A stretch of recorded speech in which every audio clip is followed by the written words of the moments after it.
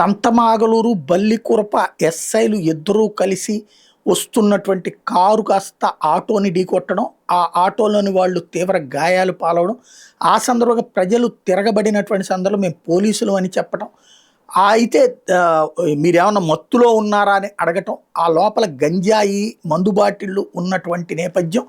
దాంతో పోలీసులు తాగి తందనాలాడితే ఎక్కడో పార్టీ చేసుకుంటూ మా మీదనకి ఇట్లా చేశారంటూ పబ్లిక్ తిరగబట్టడం, దాంతో సర్కిల్ ఇన్స్పెక్టర్ వచ్చి అదేమీ లేదు అని చెప్పడం, ఇదంతా చూసాం. ఇప్పుడు ఈ వ్యవహారం మీద జిల్లా ఎస్పీ స్పందించారు. వాస్తవానికి బల్లికురవ మండలంలోని ఈర్లగంగమ్మ తల్లిని దర్శించుకుని వస్తున్న క్రమంలో ధర్మవరం గ్రామం శివార్లలో అనుమానాస్పదంగా ఒక వ్యక్తి కనిపించాడు. పోలీసులు తమ ప్రైవేట్ వాహనాన్ని అతని దగ్గర ఆపేందుకు ప్రయత్నిస్తే సదరు వ్యక్తి తన దగ్గర ఉన్న గంజాయి ప్యాకెట్టు, బీరు బాటిల్ను అక్కడే పడేసి అద్దంకి వైపు పారిపోయాడు.